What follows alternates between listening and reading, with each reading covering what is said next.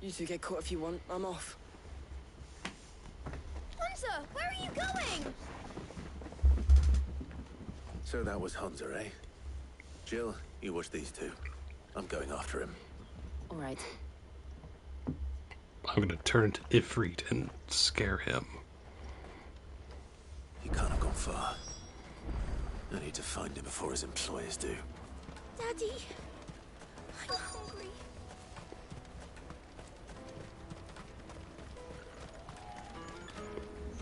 Did you see a boy run past? He stole something from a friend of mine.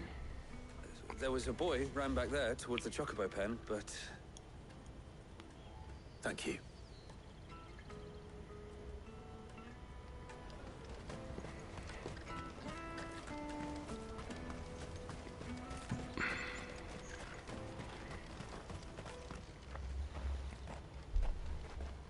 Shit. Cornered. It's all right, Hunter. I'm not going to hurt you. I just want to ask you some questions. Fine. Not like I've got a choice. I'm looking for the people who are making you steal for them. Who are they? Called themselves the Carstones. They said they'd give me a good gill if I did what they told me. I knew they were bad, but bread doesn't come for free. Didn't come at all half the time, before I started buzzing for them. You know, if I didn't do it, they'd just pick on someone else. Someone they could push around easier. Hunter. You found him then? Jill. Where are the other two? Eloise is watching over them. She sent Goots and I to look for you. You're... him! I haven't got your pass anymore, if that's what you're after. I gave it to the Carstones. Whatever you do to me, I can't get it back. Not that I go against them anyway. If it weren't for their gill, me and my mates would have starved.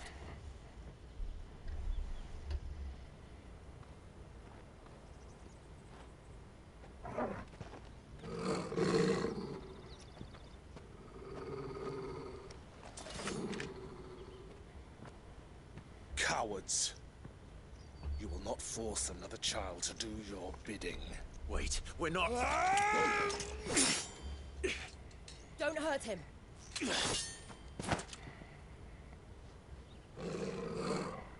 You're making a mistake. We're on the same side. Like hell we are. That brooch. Where did you get it? Master Theo? Goots. What are you doing with these people? Unless you're the ones my sister was talking about. Your sister?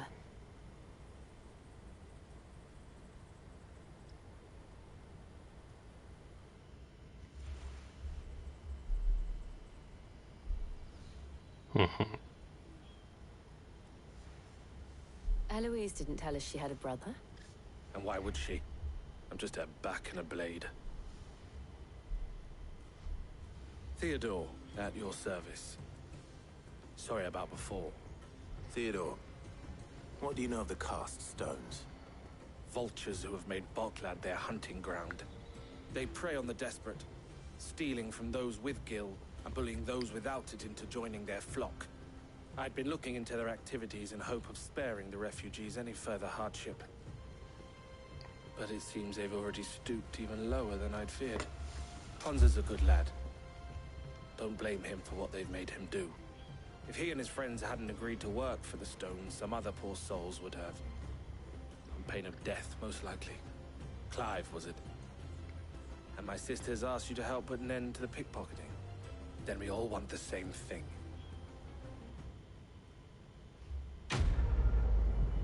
Well, yes.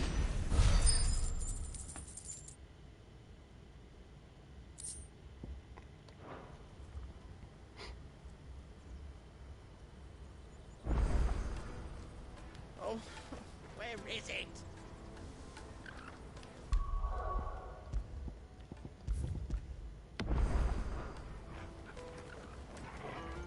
So, what's the plan? What else? We find the Carstones and we crush them.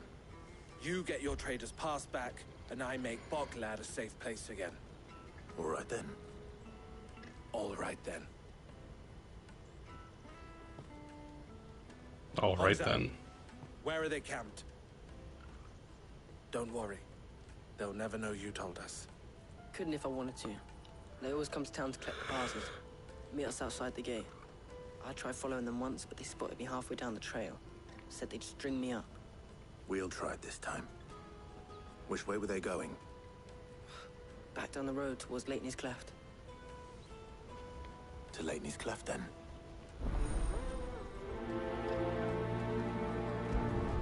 Lateney's Cleft is to the south, past the camp.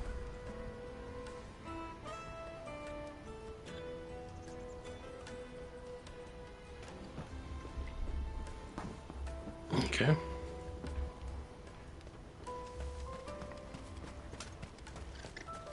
you better not have scared anyone.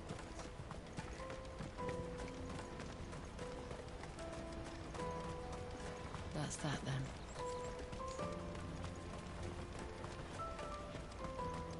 There are no crystals here.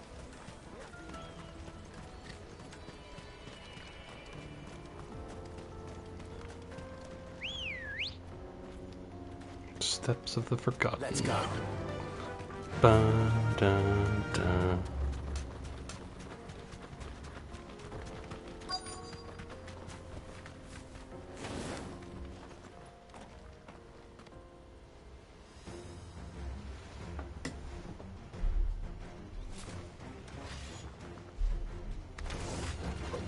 That's the one who's been sticking his nose in our business.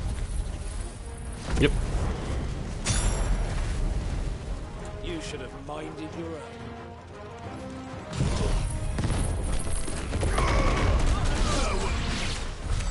I doubt these were the ringleaders. But at least we know we're on the right track.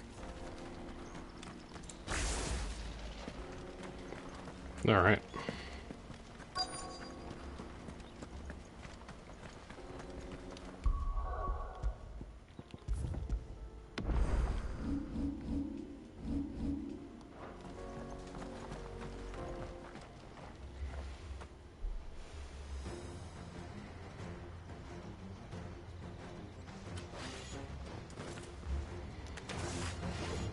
We got company! That's the lot. Ba, ba, ba, ba, ba.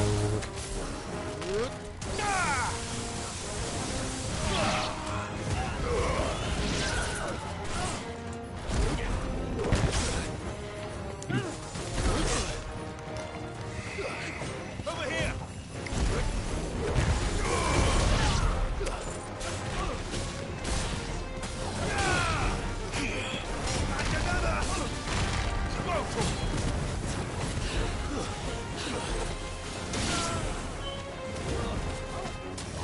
Get him!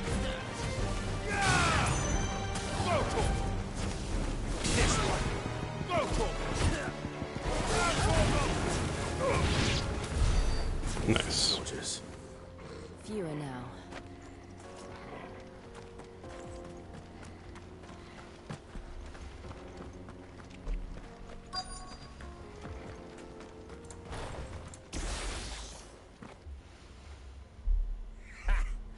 Not a bad haul today, eh? Aye. Some of our new recruits are natural-born ne'er-do-wells. Especially the little ones. That Hans has got nimble fingers, all right. It'll be a shame when they chop them off. But till then, let's make the most of it. Scum. The leaders of the cast stones, I take it. They don't deserve any mercy, Clive. I wasn't planning on showing them any. We're ready when you are, Theodore. Oh, I'm ready.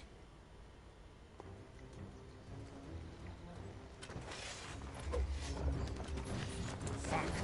It's that guard from Boklad. Kill him! Kill them all! Ow.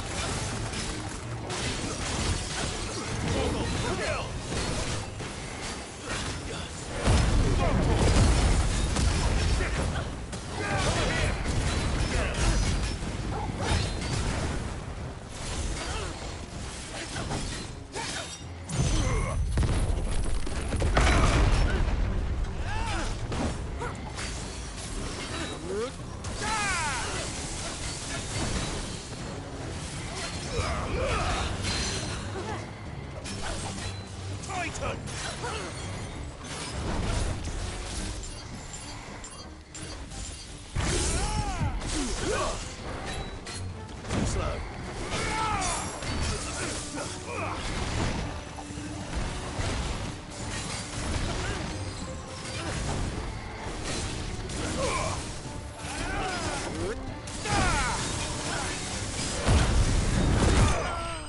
Okay.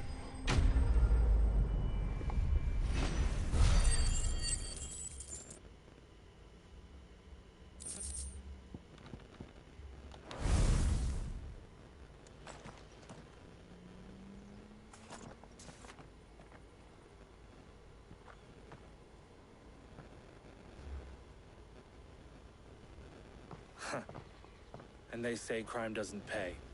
Gold chains, rings, purses.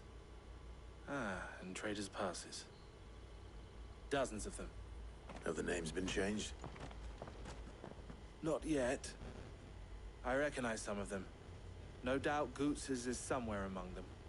Now I just need to sort through it all and return everything to the people it was taken from. We should go and give Eloise the good news. Can we leave things here in your hands, Theodore? Of course.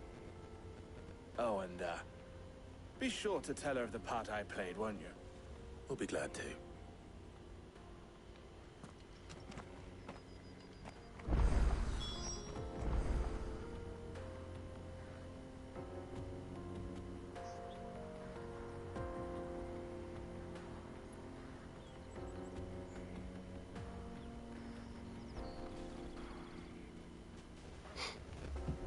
All right.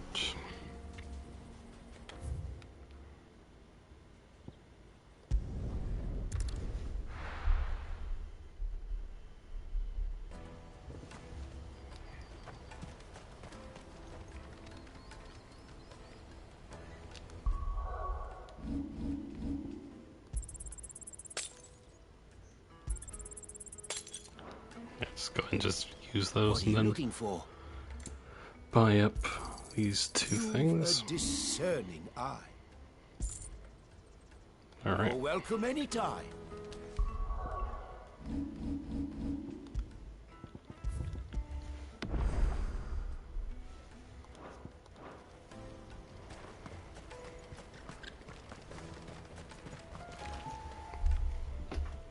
Ah, Clive. How goes the hunt? My brother isn't getting in your way, I trust? Quite the opposite.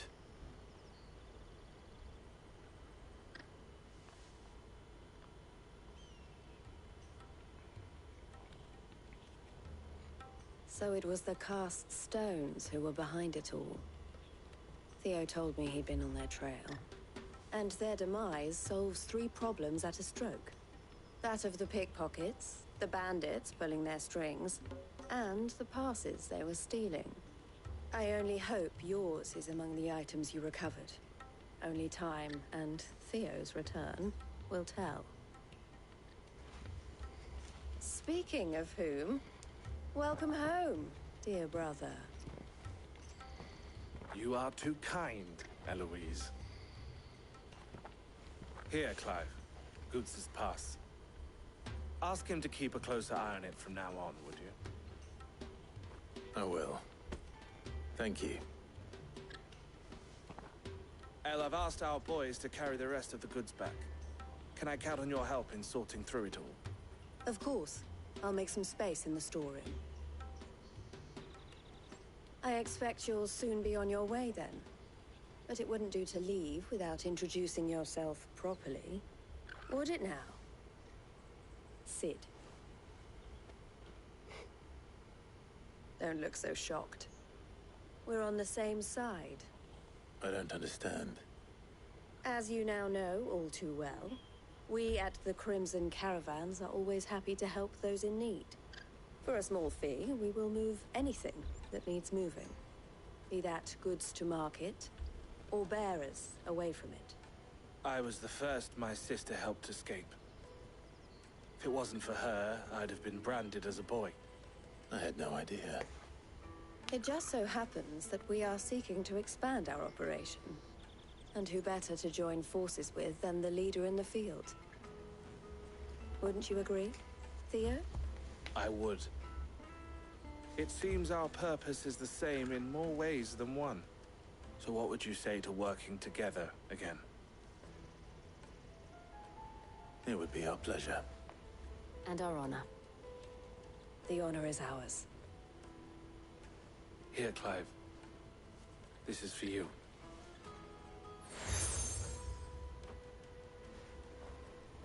Nice. What is it? Elle has friends in high places, while I have associates in, lower ones. That mark is proof that you're a friend to us both. Nice. I shall bear it with pride. Well, all that remains is to wish you a safe onward journey. Goots's pass should secure you a place on the caravan, but if you encounter any difficulties, we would be delighted to provide you with a coach of our own. For a discounted price, of course. Say, 9 million? We'll try the caravan. Quest complete.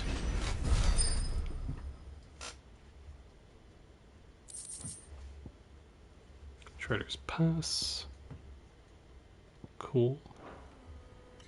Right then. Let's get this back to Goots. And then it's on to the Dominion.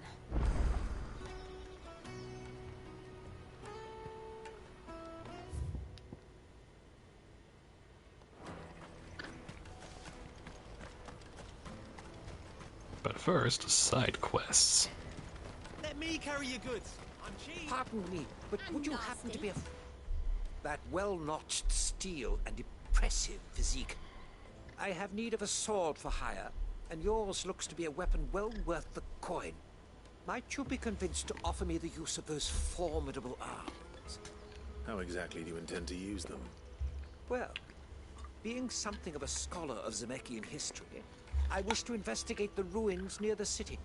And I require a rugged companion, lest I find myself waylaid by ne'er-do-wells or the beasts sent to roam the area. Should you accept, you will not only earn yourself material wealth, but partake of the true treasure that awaits us there. The rich and storied history of Zemeckis. Well, were you ever party to a finer proposition? Of course. My arms are yours. Wonderful. Then come. We must away. But where are we going? Along the old Zemeckis Road, and from there, onward to discovery. Quickly! There is not a moment to lose. Wait. Good luck with your ne'er-do-wells.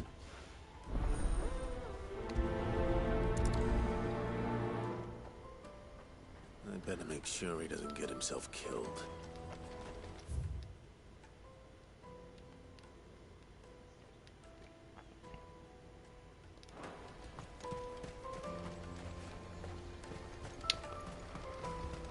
Alright, let's get this one up here.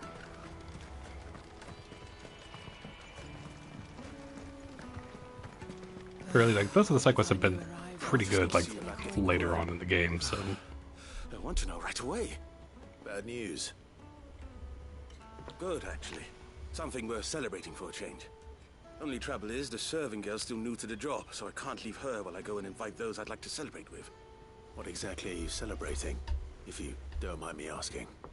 I've come by a particularly fine bottle of red. A Gotan 66, no less. Gotan Rouge is the only good thing to have ever come out of the Empire. And most wouldn't part with a 66 if you held a knife to their throats. So I've heard. Oh, so you know of it then? Clearly you're a gentleman of taste. A gentleman who might sympathize with my predicament, perhaps? Would you pass the good news to a few friends of mine? I'll give you a little something for your time, of course. Sounds simple enough. So you'll do it? Marvelous. Thank you. You won't need to go far. All three of them should be right here in the market. There's Aldrich the porter, Milan the butcher, and Bolek, a guard over at the north gate. Three of the finest fellows in Boklad, if you ask me. Tell them to come to the tavern when they finish for the day. Stop by again when you let them know, and I'll give you your little something. I'll be right back. Okay.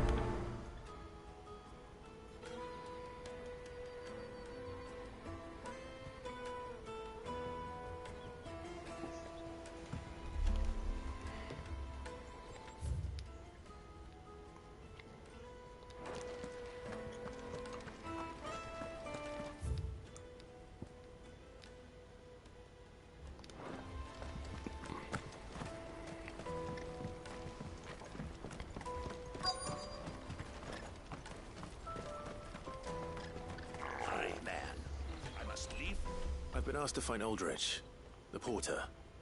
I don't suppose that's you, is it? That's me, right enough. You need something delivered? The innkeeper sent me. He said there's a cup of Gotan 66 with your name on it when you're done for the day. A 66? Look at me. If he's just got hold of it now, it must have been in the crates he had me carry down from Sambrek. From the Empire to Boklad. He must be a braver man than most. That's a treacherous route to the best of times. Such is the porter's lot. There's not a patch of storm these feet haven't traipsed across. It's Oriflamme one day, then off to Canva the next. The farther you're willing to go, the fatter the purse. Which is why there's no shortage of competition for some of the longer routes. I'd say I've done enough for today to earn myself a cup of something tasty. Thanks for letting me know.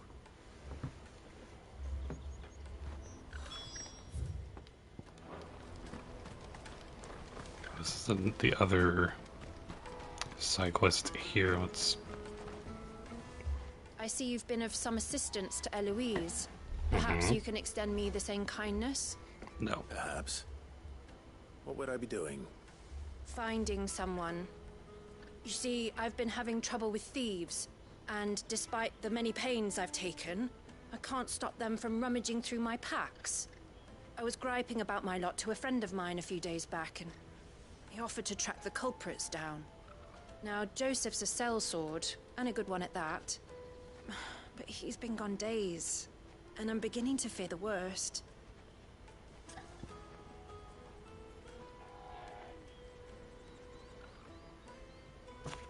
Why not? Any idea where his search for the thieves might have taken him? The old Zemeckis Road, perhaps? He doubted they would be fool enough to linger here in Boklad. Joseph's lived a hard life. Made him grey long before his time. I just pray he hasn't been killed over a few sacks of grain. I can't imagine there are too many grey-haired sellswords around. Hopefully someone will have seen him. Alright.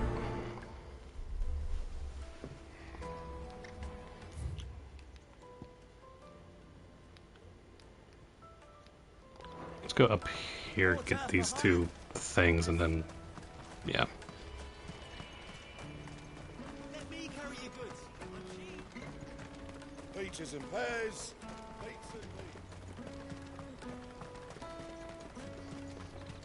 Come on, come on! Caravan stops next to the checkpoint. Are you Milan, the butcher? That's me. What can I do for you? The innkeeper's just had a special delivery. He thought you might like to join him for a cup of wine after you pack up for the day. He knows me only too well. And I've got a ham here that will go handsomely with a nice drop. Wine and ham to spare. Boklad clearly isn't suffering then. Comes with being the place everyone has to pass through to get to everywhere else. Those who travel the Crystal Road bring all manner of goods with them. We get meat from Sanbrek, herbs from Rosaria. Why, sometimes we even see curiosities from across the Narrow.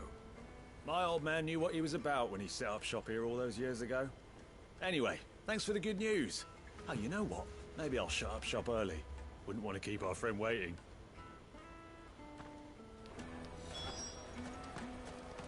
Okay. You won't find anything of this quality in Twinside.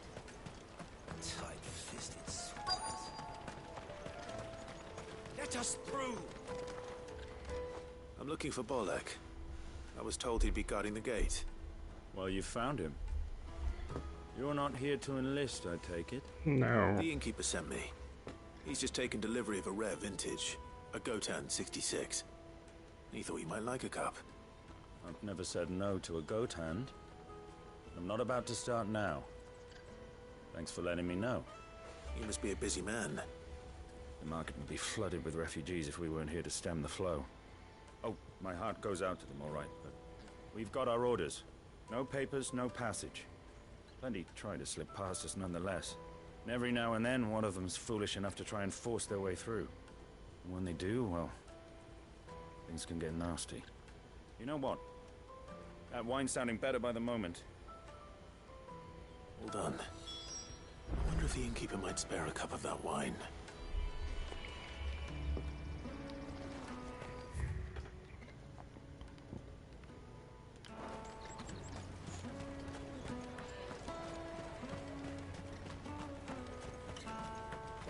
Won't find anything of this quality in Twinside.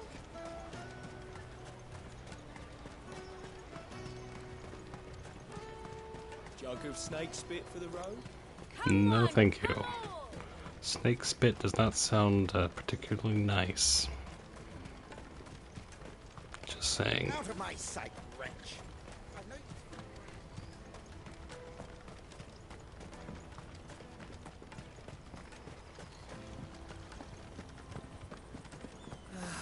If our new arrivals... I spoke to your friends. They'll be along soon. That's fantastic news. Thank you kindly. It's been a while since we all sat down together. And the way I see it, that wine is as much theirs as it is my own.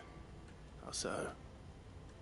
Well, I wouldn't be serving anything but slops without Aldrich to go and fetch the good stuff for me. And then there's Milan, who always sends customers my way. And Bolek, an even-handed keeper of the peace, if ever there was one. Those three are the backbone of Boklad.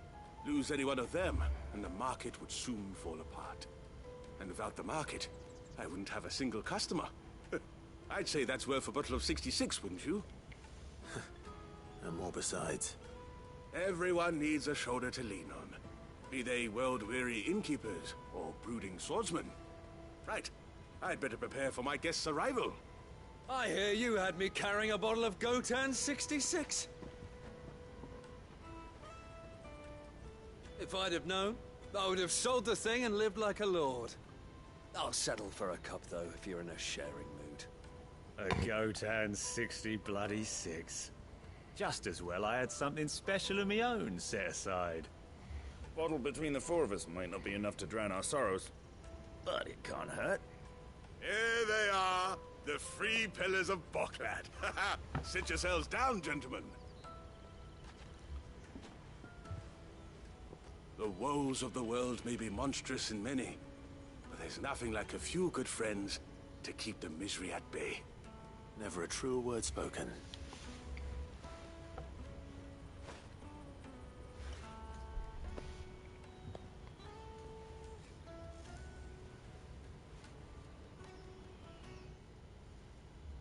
Nice.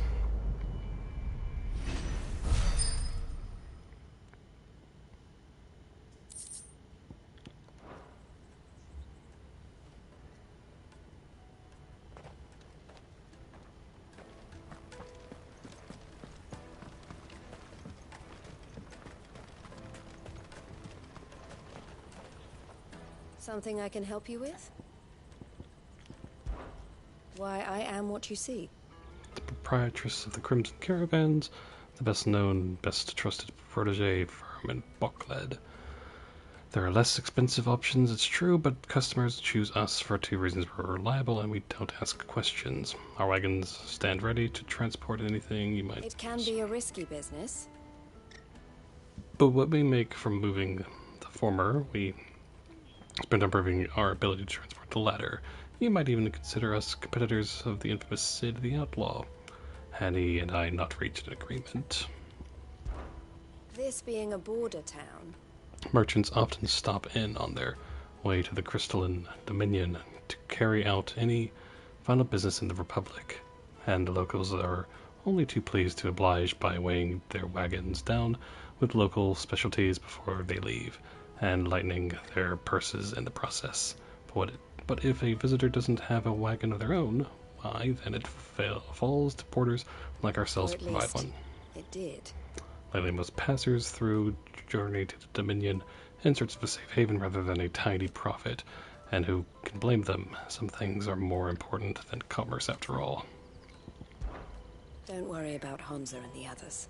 They will be safe with us, but there will be more little ones abandoned at the gates, and they too may turn to crime in their desperation to survive, especially if the cast stones or some other ill-intentioned element decide to give them no choice in the matter. It's up to those of us who care to see that it doesn't happen. Always a pleasure. And how might the Crimson Caravan serve you today? With my sister's smiling face of the Crimson Caravans, then I am the scowl. She brings in the customer's eyes, scare off those who prey on them. And I wouldn't have it any other way. Eloise always did have a talent for business, I prefer working with my hands, or rather, my fists. And there are plenty of bandits and beasts out there to keep me All the busy. better. The Crimson Caravans has reputation to uphold, and I need to keep my skills well honed. Half the wagons that come through Boklad nowadays are full of people fleeing for the Dominion, and half of them go no further than the gate.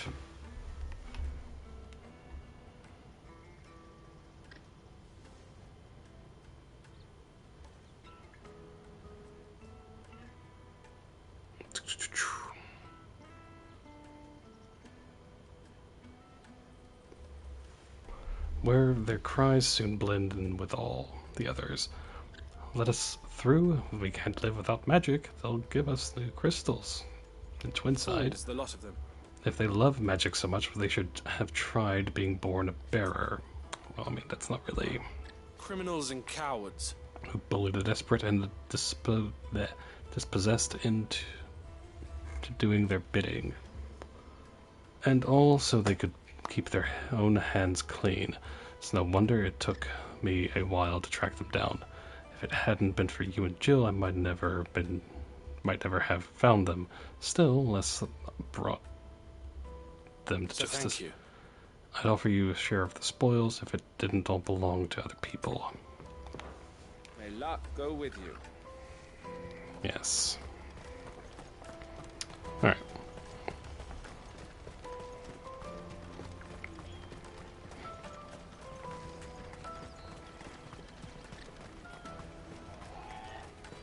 That's that then. There are no crystals here. We have to keep going. What do you want? I've no coin on me. Just information. Has a sellsword passed through here? Grey hair. Now you mention it, there was a young man with salt in his mane sneaking around out there a while back. Which way did he go? How am I supposed to know? Buggered off down the road, I expect. Now why don't you do the same and leave me be?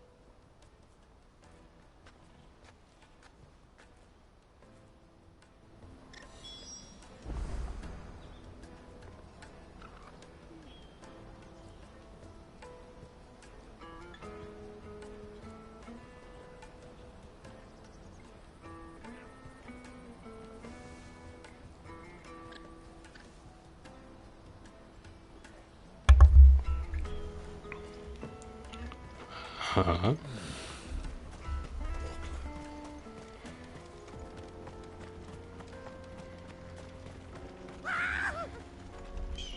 Well, not surprised.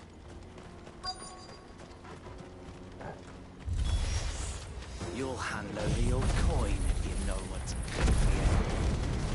I love their names as Ne'er-do-well.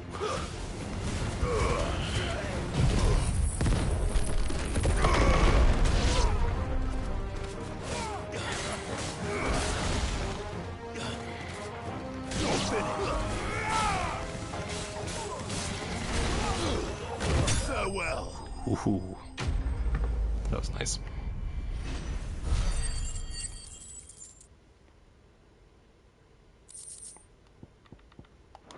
Nice. Are you hurt? Happily not, good sir. Thanks to your timely intervention. More importantly, we have arrived. Now, feast your eyes upon the marvel before us. Ruins, a relic of the fallen civilization. A sight so common that man is oft blinded to its wonder. Colossal vessels, dashed from the very heavens. Airships, we call them, with very little thought to what wonders such a word might describe. Oblige me if you would. Does anything strike you as peculiar about this particular specimen? Though we ourselves find fallen ruins to be nigh indestructible, whatever gouged the final sin from the rock cleaved clean through the structure you see before you. A tantalizing mystery, no doubt, but merely one of countless enigmas in which Zemeckis history is steeped. Come, good sir. Our expedition continues. and we still have much to learn.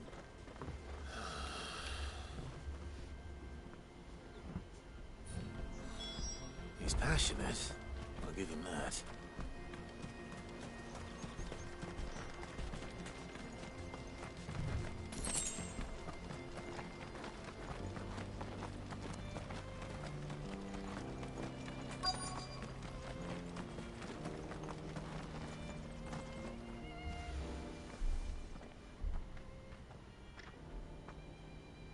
We don't want any trouble. Neither do I. I'm looking for someone. A grey-haired mercenary. Well, we haven't seen him. Yes, we have. We saw him climbing up the rocks. Those ones, over there. Maybe he found his thieves. Mum won't let me near them. She said there's goblins up there, and that they eat little boys for dinner. Shush now. You've said quite enough already. I only told him what you said. I'd listen to your mother if I were you.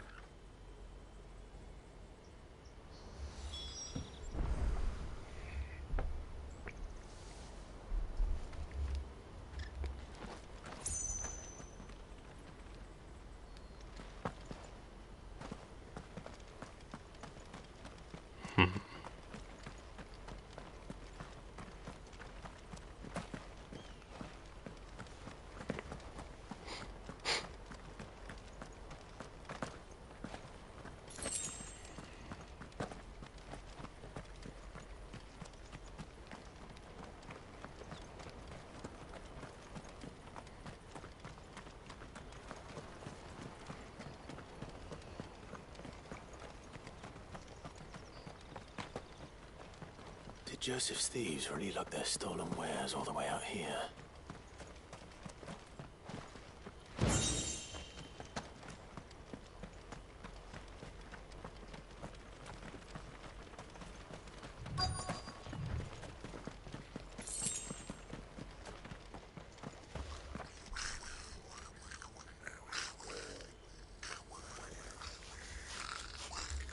I think we've found our thieves. Beautiful. They don't look happy to see me.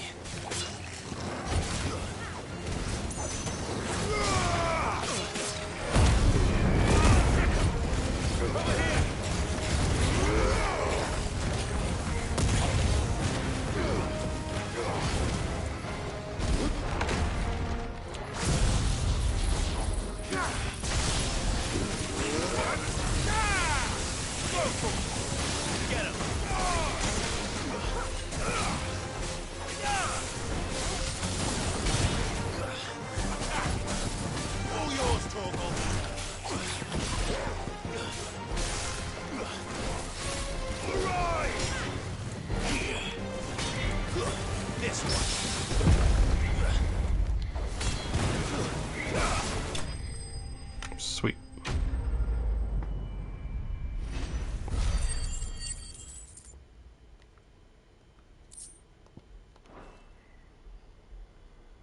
Let's get this over with. Stop! Don't kill him, he's just protecting his home. Joseph? So the boy was right. I don't know you. Your porter friend sent me to find you. She was worried you might have got yourself killed. Have I been gone that long? Wasn't hard finding the thieves. The problem was knowing what to do with them when I did. I take it things are more complicated than they appear.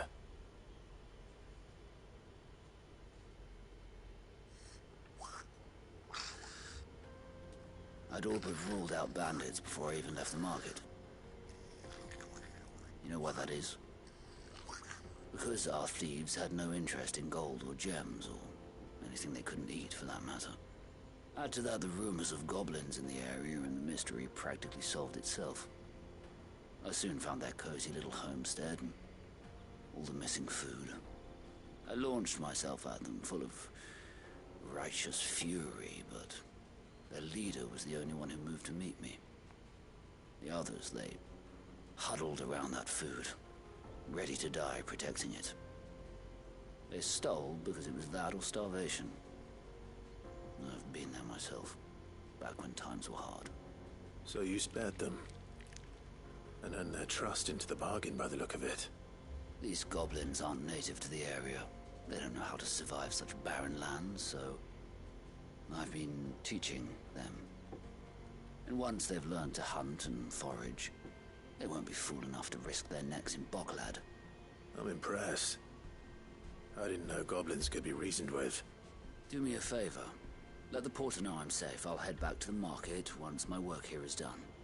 Oh, and don't mention the goblins. I don't want people coming here brandishing pitchforks. Not now this lot have sworn off thieving. Your secret's safe with me. I appreciate it. Thank you.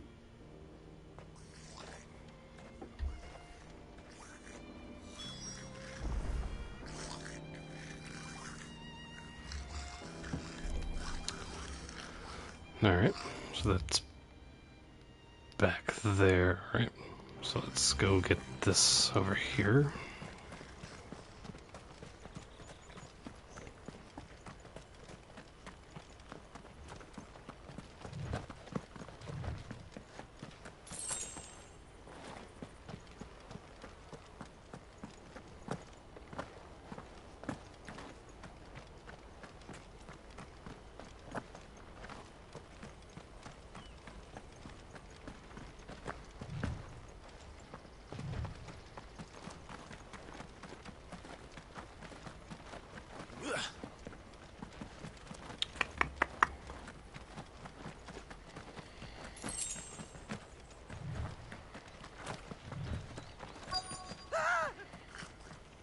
Not again.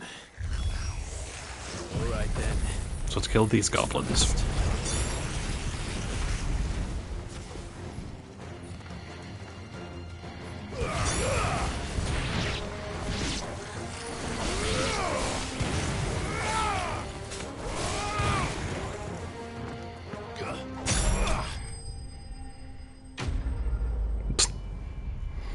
Nice pose there.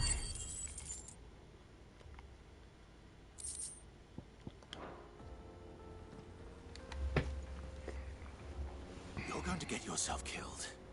Oh, that would not do. That would not do at all. Not when such majesty stretches out before us.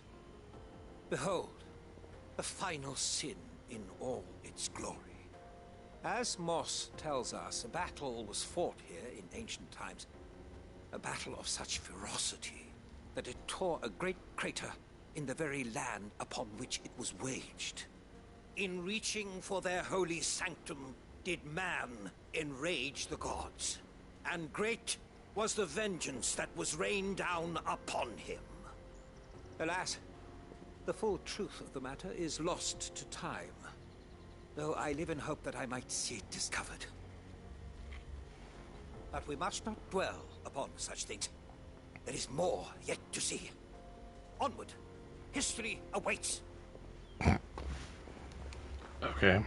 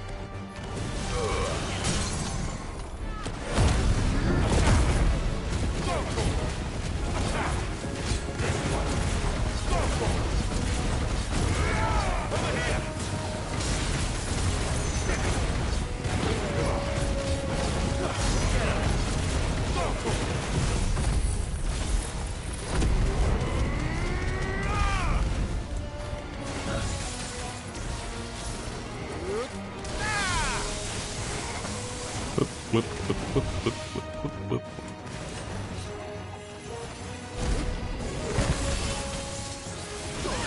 Hey. This one.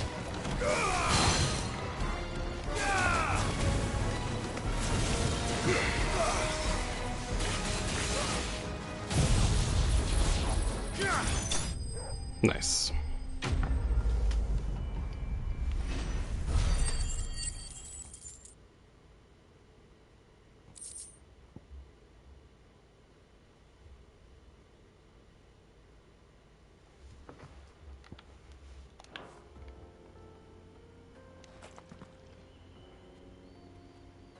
Still in one piece? It would seem so. Once more, I am in your debt. And once more, you impress me with your prowess. These were no ordinary foes, but ones we in the field call echoes. Though Moss the Chronicler concurs with the legends in attributing the fall of Zemeckis to a wrath wrought upon mankind by the gods, he offers little in the way of explanation. Could the ruins we see before us here, in all their elaborate beauty, perhaps suggest an answer? Could the construction of such miraculous edifices have been considered an encroachment upon the province of the divine? Alas, all is mere speculation. But one day, perhaps, I will learn the truth. Not if you keep running headfirst into trouble. You are right, of course. And not only have you plucked me repeatedly from the jaws of death, you have proven yourself a willing audience to my ramblings. Glad to help, but didn't you say you came here to investigate something? I fear I may have rather overstated the case on that front. In truth, a captive ear was all I really desired. You see, even my fellow scholars have grown somewhat weary of my musings of late.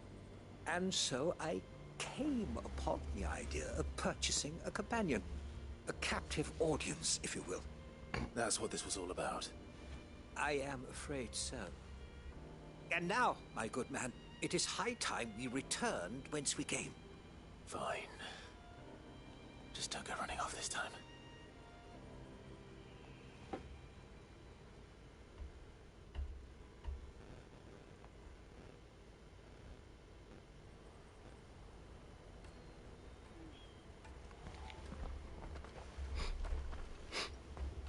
Okay.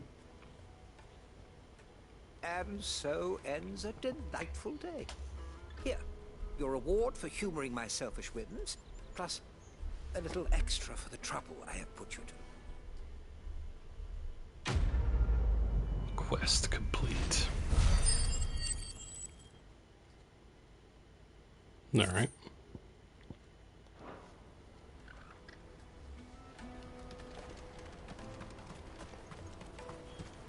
Porter for hire. Best service. Joseph's fine. He'll be back once he's tied up a few loose ends. That's a weight off my shoulders. He certainly knows his business. You found your thieves all right. And I dare say they won't be coming back. A good man to have around, that Joseph. And if he says there'll be no more thieving, that's good enough for me. Thank you for putting my mind at ease. Here, for your troubles. All right.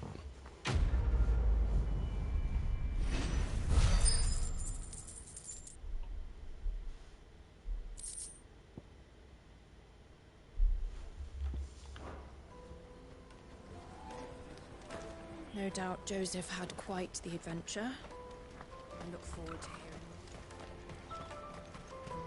hearing. Hurry, man. I must leave for the Dominion. All right.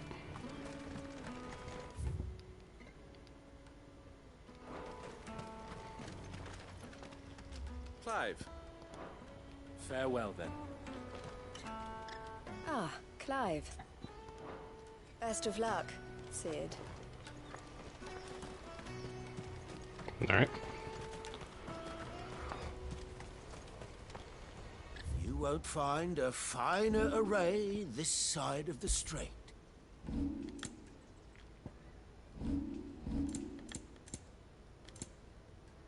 A. Gilbert Smart. Okay, let's save. We go back to the hideaway real quick.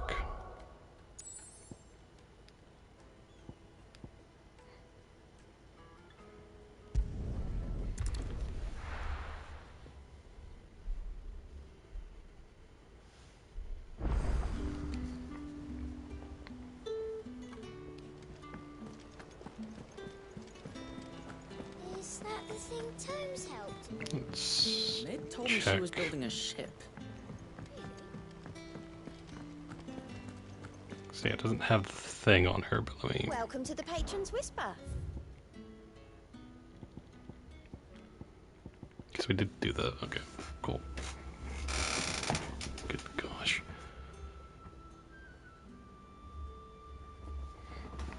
Okay, so 905 gets us 40 sharp fangs. Okay. Lots of Hasn't been delivered ability yet, I'm points. afraid. Come again. I may have more for you.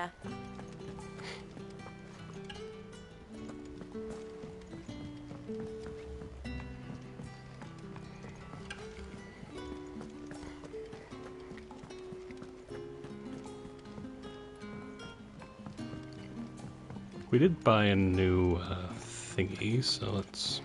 Thank you, Clive. You're welcome.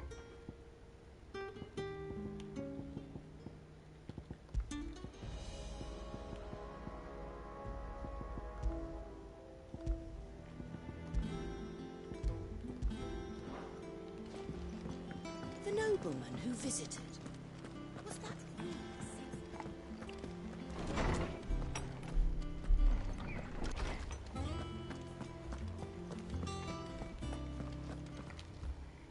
How good it is to see you, Clive. I have compiled some new entries, if you would like to see them. Okay. Yes. There is a rather fascinating excerpt I've been meaning to show you. Adamantite. One of the hardest known materials in the Twins. Seams of its ore have only been found in the far-flung reaches of Ash, where the forces of First Veldemark, whatever, then Walud often warred with the orcs who claimed the lands as their own. Though the metal makes for fine arms and armor, the rarity of both its ore and craftsmen versed in the peculiarities of its forging ensure that adamantite weapons remain the preserve of the rich and powerful. Gil has been the common currency of Celestia ever since the signing of the Continental Accord many centuries ago. The Accord entrusted the administration of this currency to the realm's most trusted merchants guild, headquartered in what would later become the free cities of Canver. The new currency took its name from the founder of said merchant guild, legendary trader Gilbard the Golden. Trade flourished around the newly established mint, and over time the worship of money grew into a full-fledged religion, the Great Bank of Gilbard the Lender. Lost Mother Crystals. When Cid put his plans to destroy the Mother Crystals in motion, 5 of their number towered over the Twins, 3 less than Ultima set in place aeons past.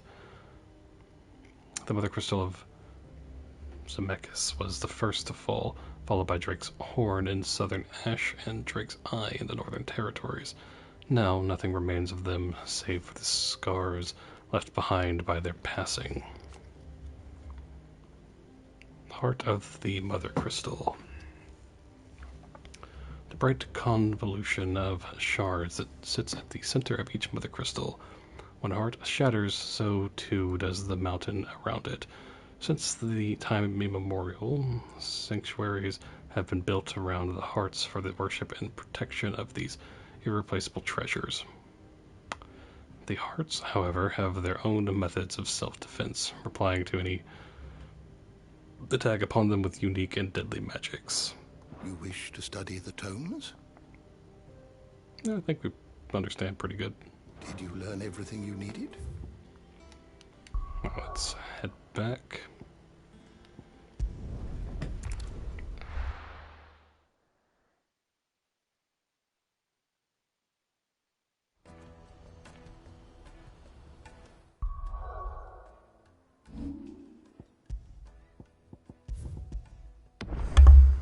All right.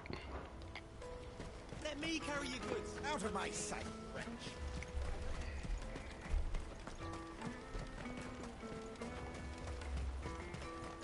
Come on, come on! Caravan stops Juicy next. pears! Slake your thirst! What I really want to be is... Here you are, Goods. Try not to lose it again. Me pass! You found it! Oh, thank you so much. Nan would have killed me if I'd come back without it. I'll have to say thanks to Elle and Theo, too. So should you, Hansa. You and your friends don't have to steal anymore. If anyone threatens you again, you know who to turn to. We do. And we already have. Miss L's given us a job shifting the chocobo shit out the stables. It's hard work, and the pay isn't half what we got from the stones. But if we stick at it, we'll keep ourselves fit. You stick at it then. And Goots, I'm sorry for stealing your pass. That's all right. I've got it back now. And all's well that ends well, eh? You said you're trained to be a blacksmith, right? Well, I'm gonna be your first customer. I'm gonna save up all my gil and get you to make me a massive sword. I'll do me best. Till then, eh?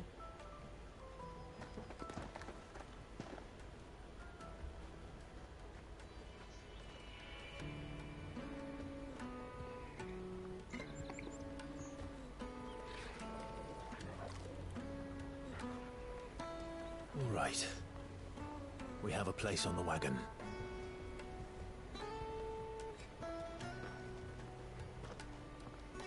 Remember, Goots, we're mercenaries. You hired us to protect you. Mercenaries. And you remember the plan? You're to ride all the way to Twinside. Jill and I will go with you as far as the outskirts, then find our own way in. I'll buy that stuff I need. Right.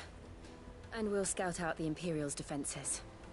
There's a square with a big bell tower right in the middle of town. If you get lost, or out goes wrong, we can meet up there. All right. Let's go.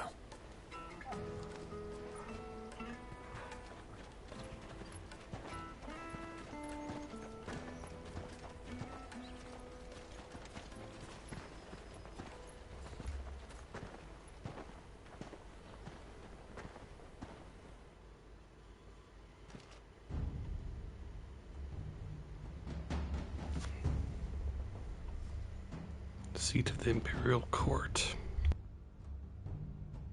I see. And you're quite certain your father has no knowledge of Ultima? I am. I have no difficulty believing a sinister force has come to exert an influence on Sanbreque. But be that as it may, it is yet to claim my father. For better or worse, his radiance speaks his own mind. Fiend works from the shadows. I confess, when first you told me of this fiend, I had my doubts, and more than a few at that. A beast that labors to plunge Valisthea into turmoil, all in pursuit of your brother. But that wound is proof enough that evil is afoot. Then I have your answer, Your Highness. You will join me in my fight.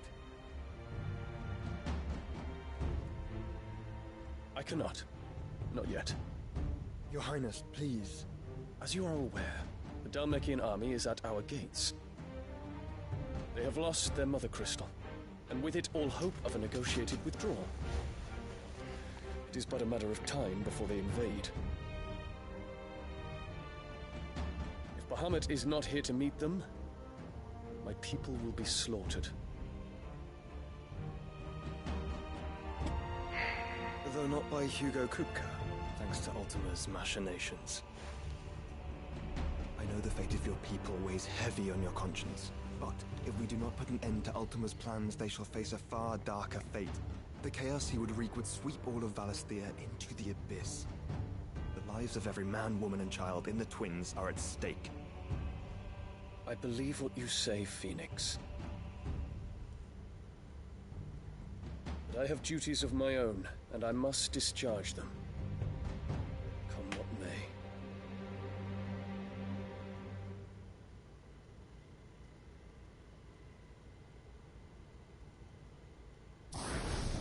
I'd really like to emphasize that flower.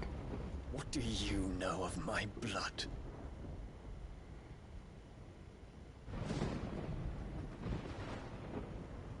I know that it is wholly unworthy of the highest offices of state, which rightly belong to those of purer breeding. Alas. Your bloodline runs through the Oriflamme gutter, from a whore who weighed her child's worth in gil. Have you threatened my father? Of course not. I merely whispered in his ear that his mongrel son is plotting a rebellion. What? Sylvester listens to the words of his astrologers. And they have ears too. You have been feeding them your lies! Should you remain loyal to Emperor Olivier, his radiance may yet crown your head with laurel, and not with tar. Fork-tongued witch!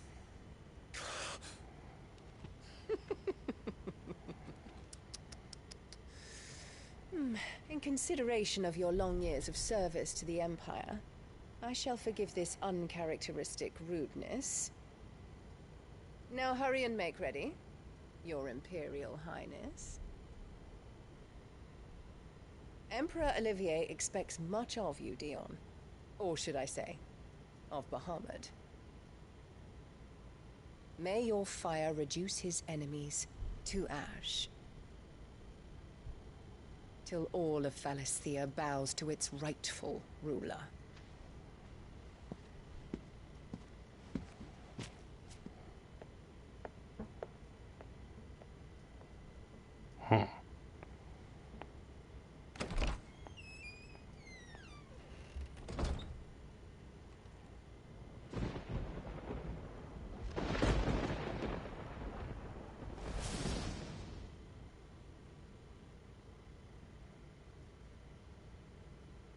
There is another darkness that has taken hold of Sanbreque.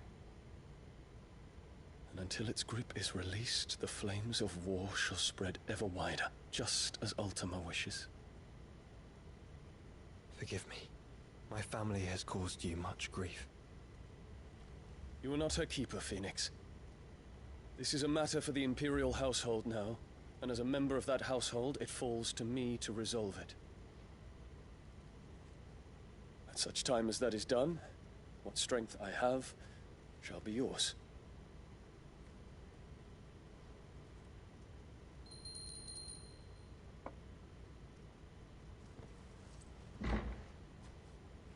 Thank you, Your Highness.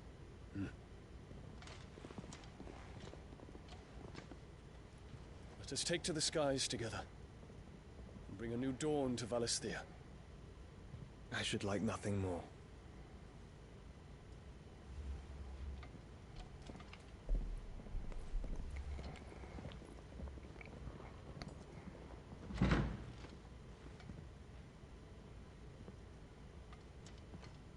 Terence. My prince. Tell me true. Do you believe what I'm about to do is wrong? We dragoons have but one leader, Your Highness. And we shall follow him unto the very end. Thank you. This is my decree.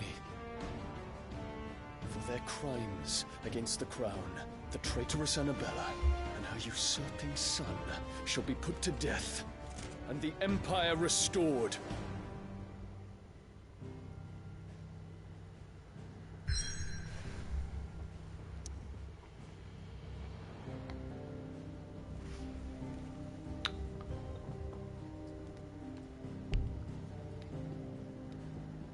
All right.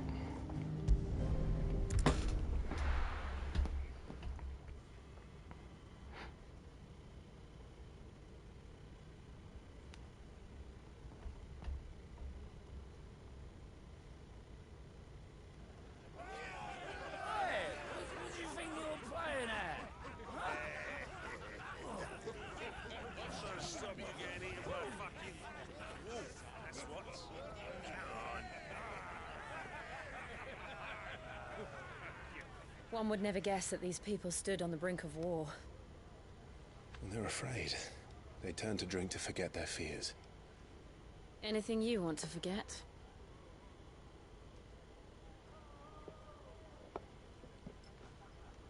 The harbor is empty, and half the market stores too. The city may seem peaceful on the surface, but it's balanced on a knife edge.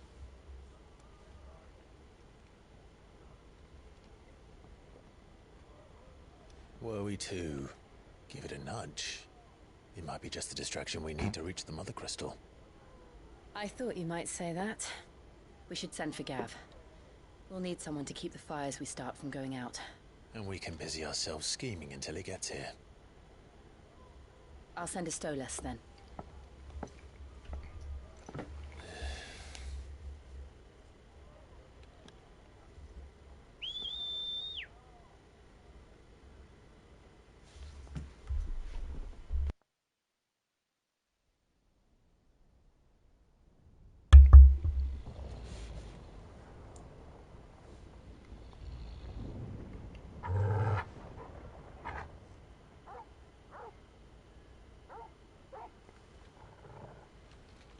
What is it, boy?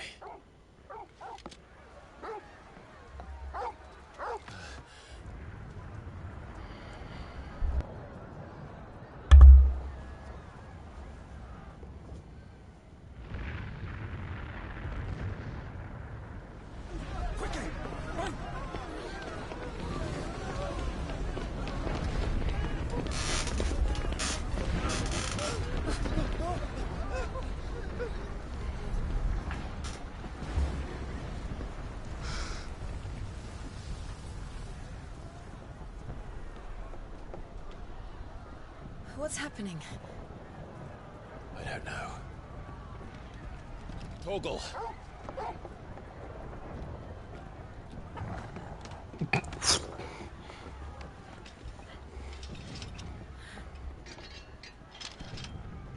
This way.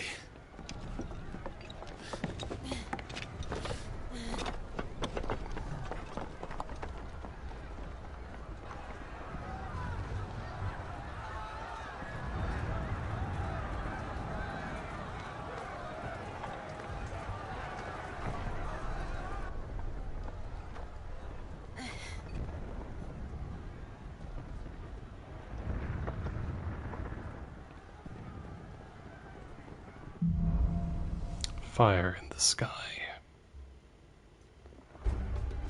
The city's on fire. I'm sure Goose is fine. He'll be making for the square. The one with the bell tower. In the middle of town, right?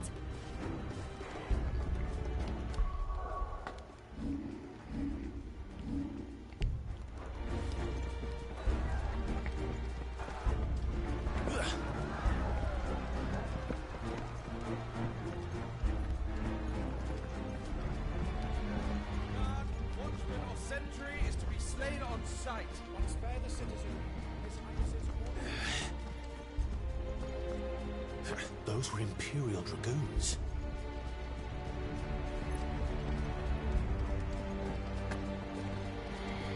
Mm-hmm.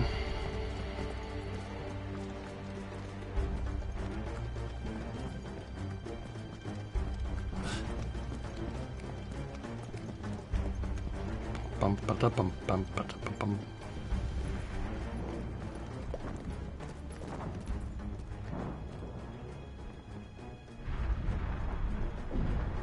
in the hell is going on?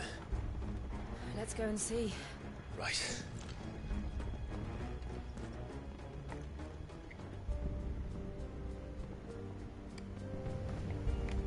Bum, bum, bum. But first we find Goots.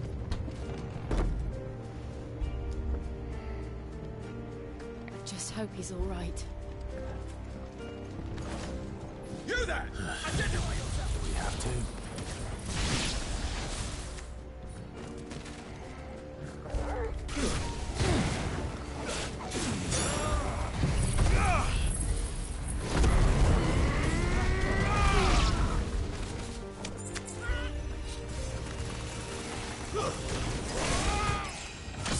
Level up. Nice.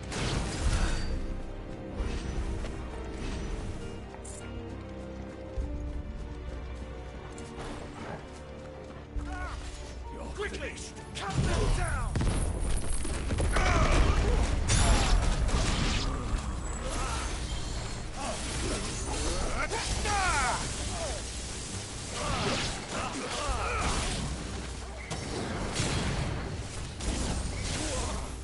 This one. Get him. Attack! Under them! Nice.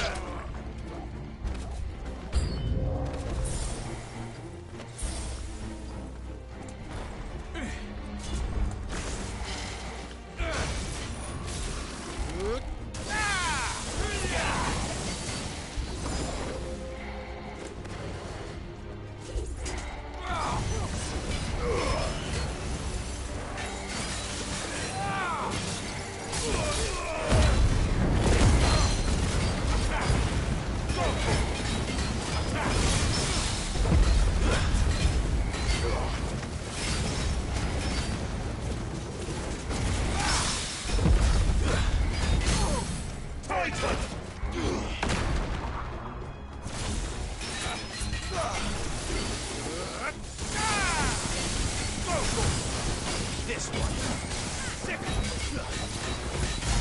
All yours, Morgul. Bonk. Soil and stone!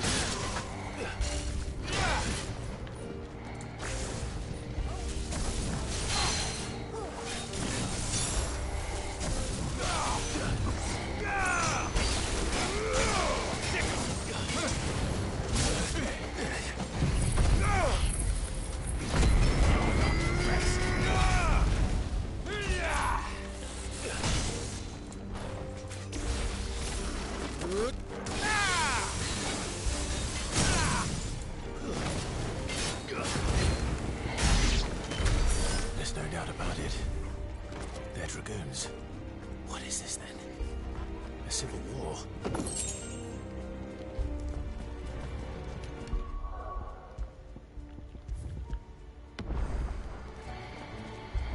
All right.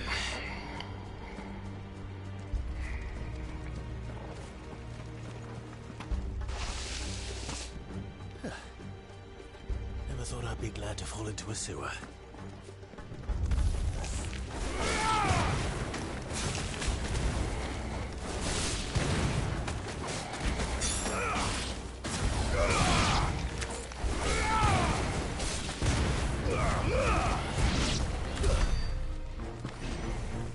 Ward secured, Captain.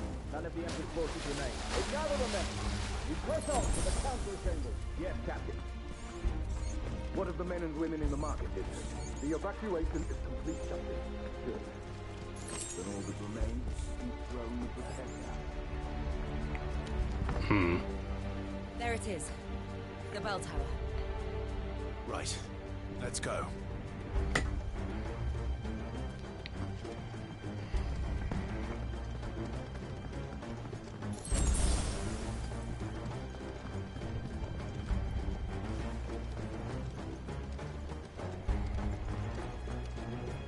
Ah, no goods left.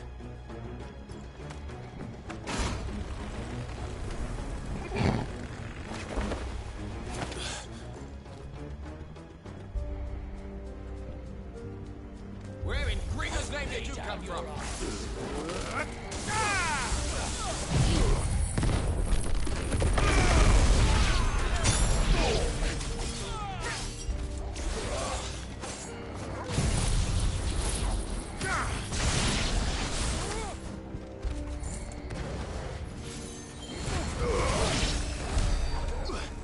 All right. Bum bum bum bum bum bum.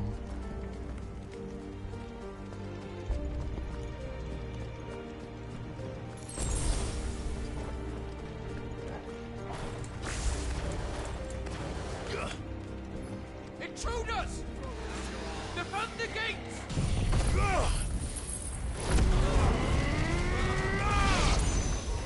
Titan!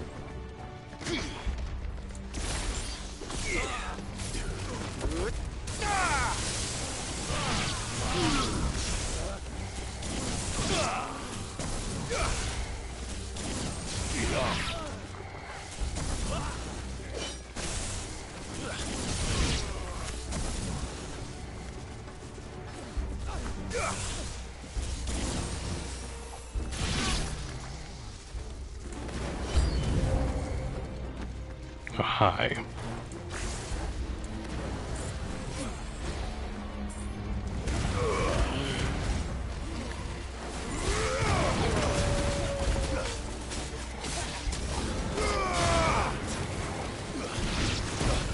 Ow.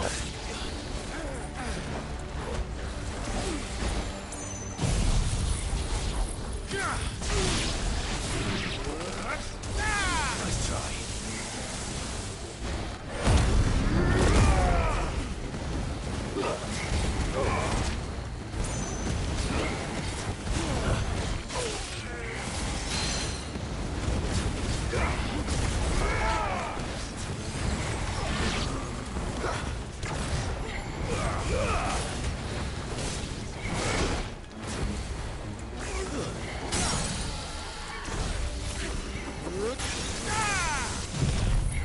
Over here!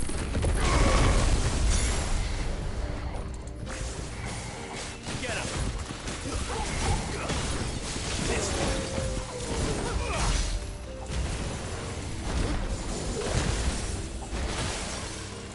Jerk.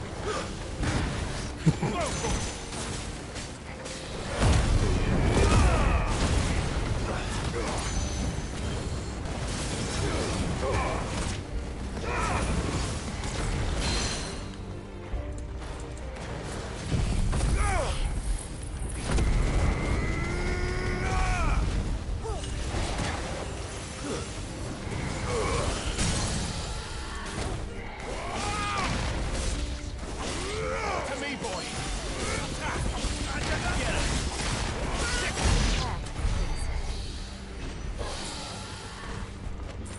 All right.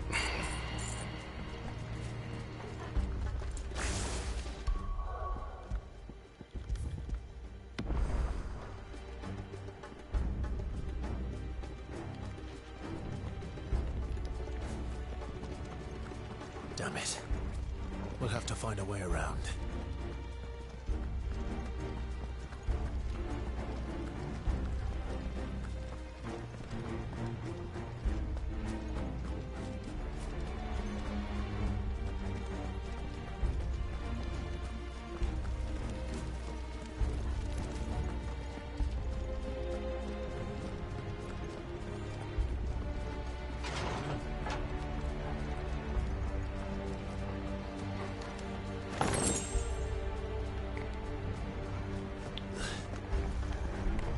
Ba-da-bum bum ba-da-bum bum bum ba-da-bum bum ba-da-bum bum ba-bum.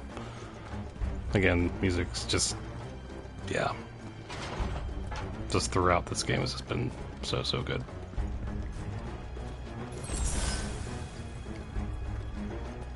Stop! The name of his highness! This one. And another! Let's move! Get him! This one.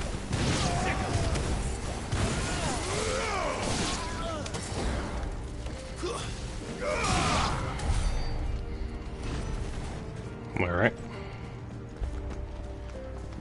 Bum, bum, dun, dun, bum.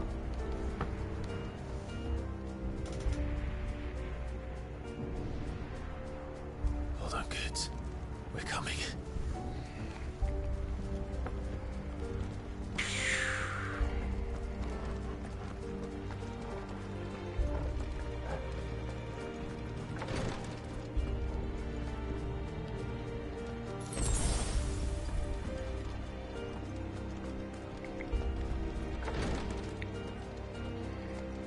Remember, in the prince's name, none shall pass.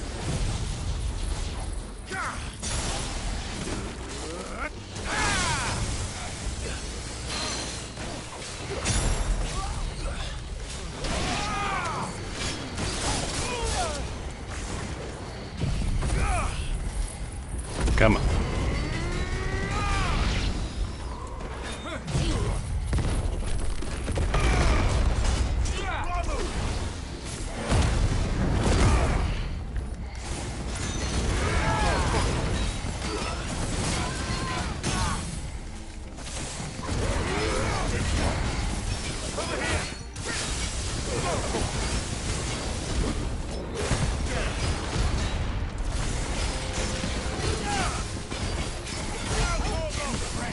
This one.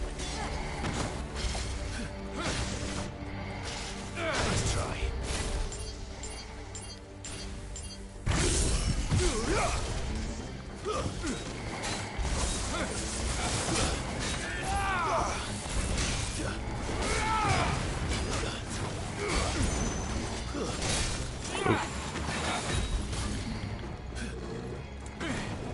Fire and over here.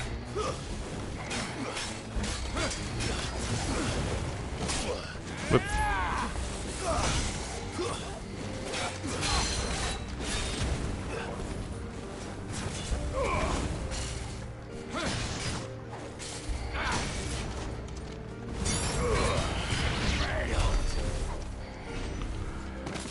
Okay. Let's just continue.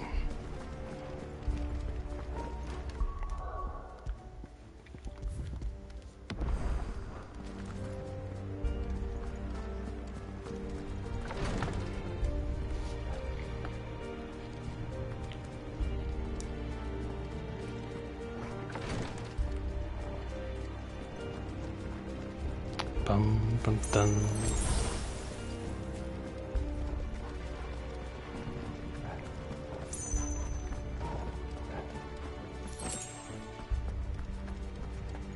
Enemies on the rampart! Kill them!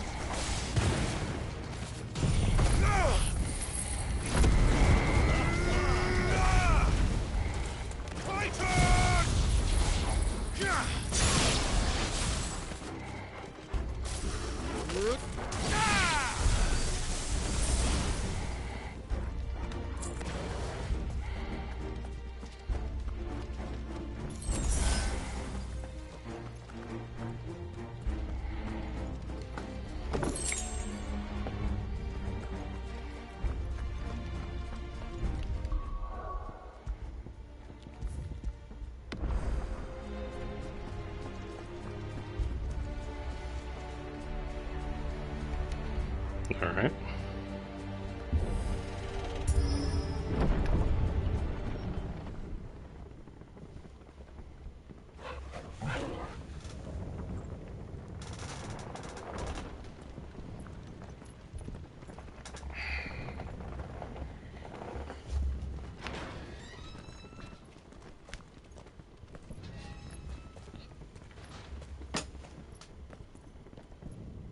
Can you see him anywhere?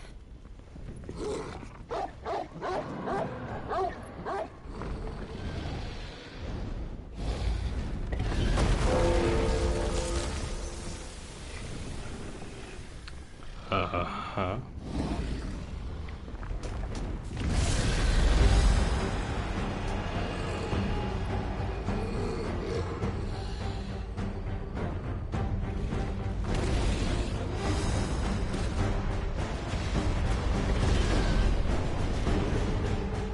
It must be one of the Dragoon's pets. Obviously. To me, Blades! Nice try.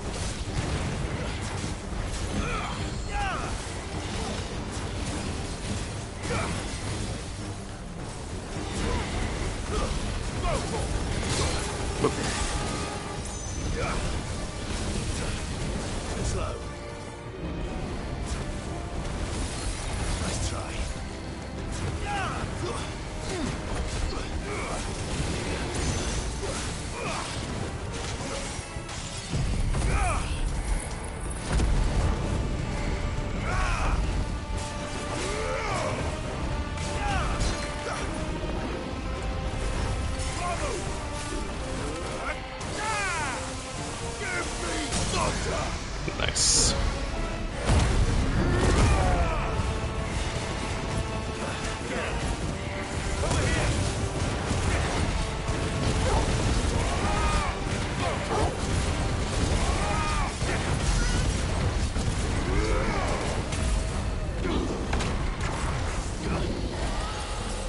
I think it has something in store for us. Clearly. Get ready to move.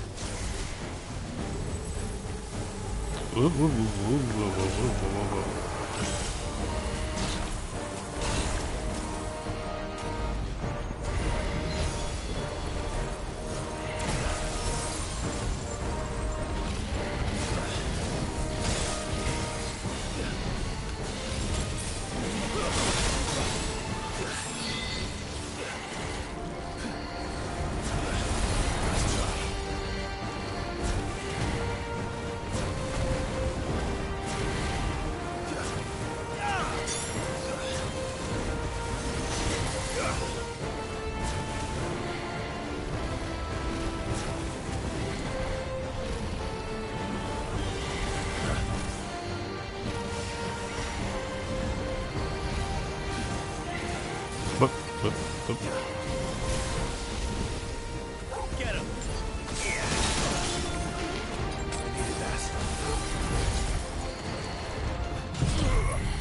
Come on.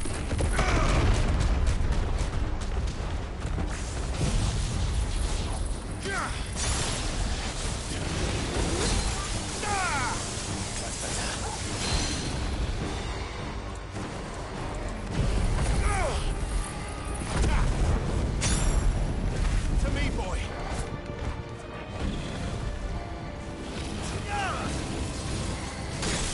Dang it.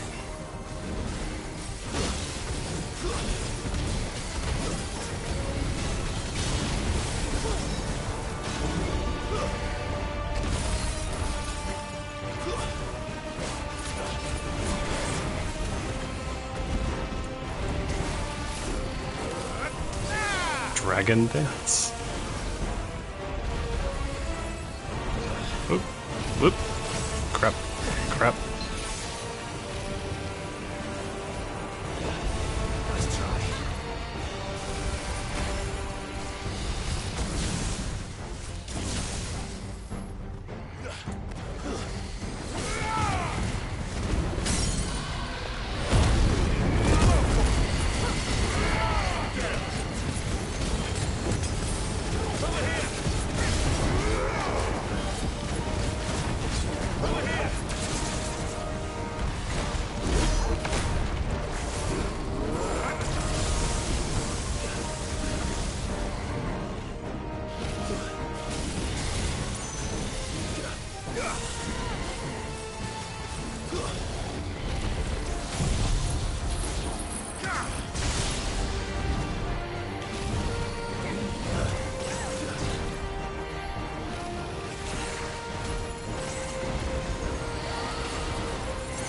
Holy twinning, okay.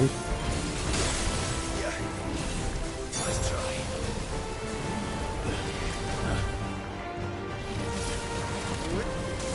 Too slow.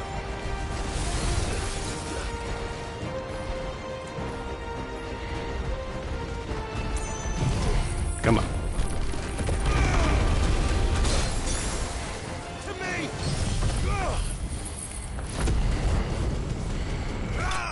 There we go.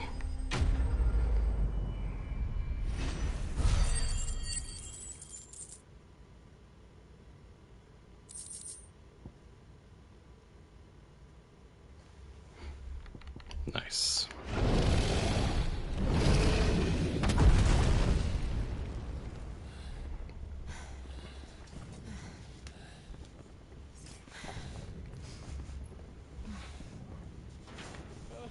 Over here, Clive! Are you alright? Goods, there you are. I didn't know there'd be a dragon. All right, let's get out of here. Oh! What now? Is that Mother Crystal's heart? What the hell is it doing up there?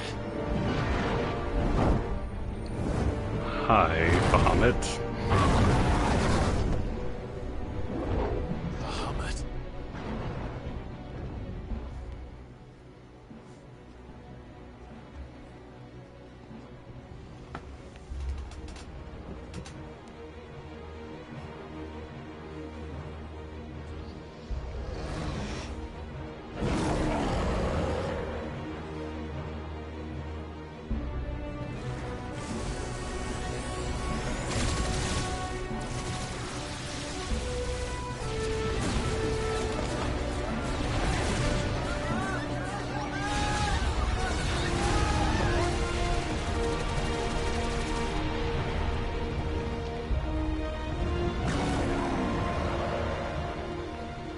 As he lost control.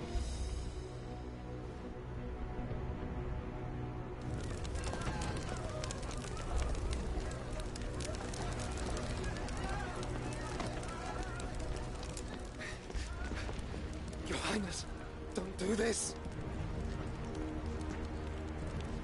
We must leave. Now, Your Grace. I beg of you. This is not what he wanted. Something's happened. Forgive me, Yud. But I must put a stop to this. Your Grace!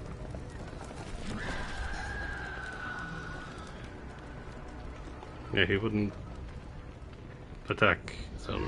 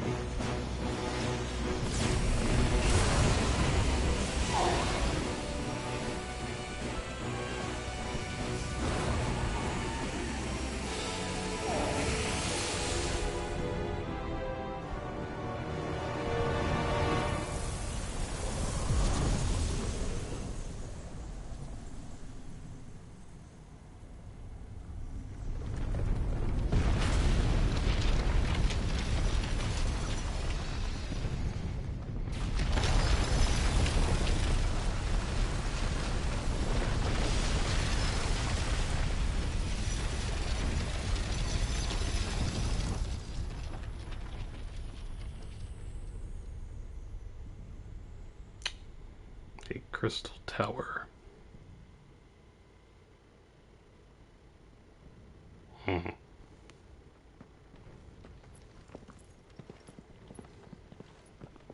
Or crystal spire thing.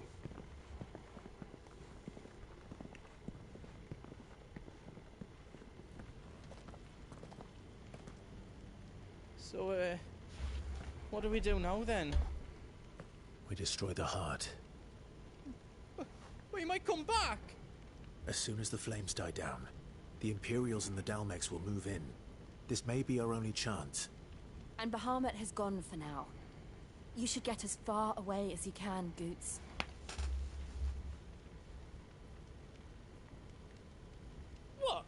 And leave you lot in the lurch?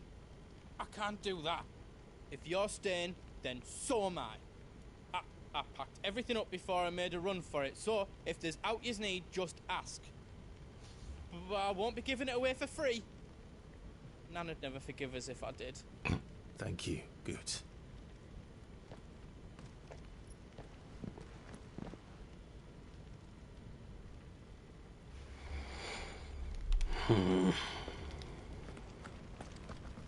What can I do for yous?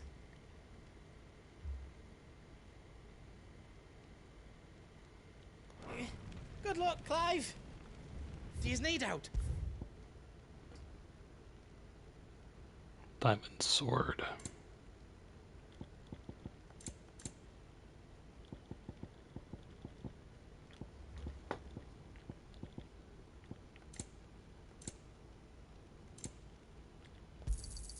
Is there else you need?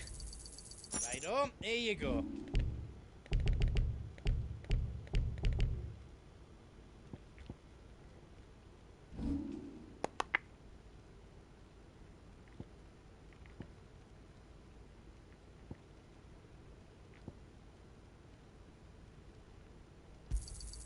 Is there else you need? You've got everything you need then.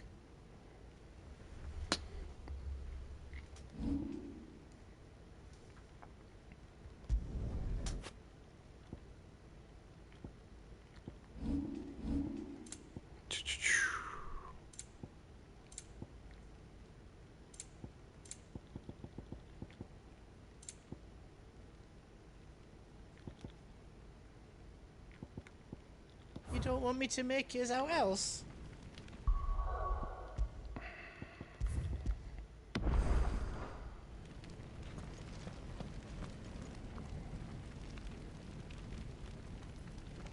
You be brave now, boy.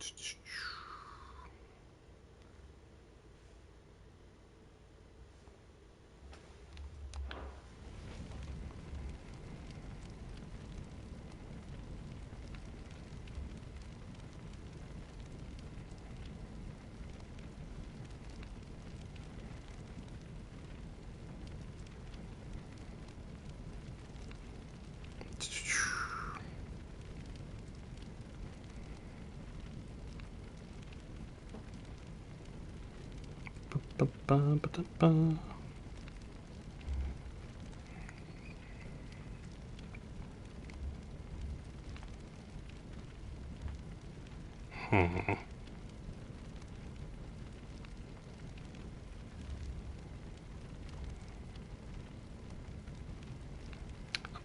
Yep, I'm probably going to call it right here.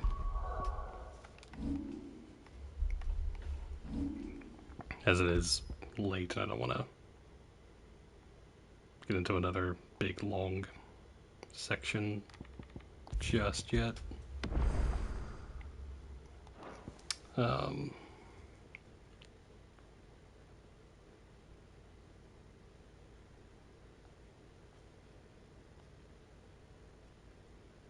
Yeah, I think I'll do that.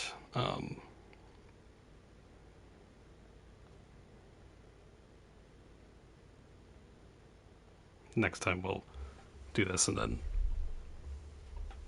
probably encounter Bahamut, I'm gonna assume. Yeah, I feel like that should be safe for tomorrow, so. So, it's kind of the first time I'm kind of in the middle of a big thing like this where I've stopped, but I feel like this is, yeah.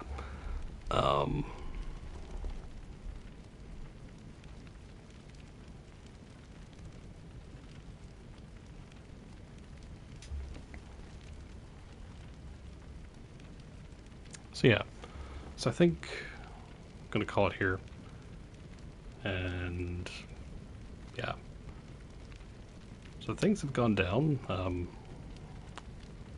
Say Crystal Tower, woo.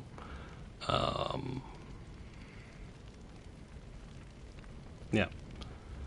So looking forward to seeing what happens next.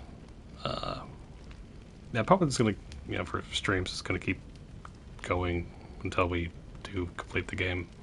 So, like, no off days, whenever, just go. So, yeah. So anyway, so thank you everyone for watching, and as always, thank you for being awesome. And until next time.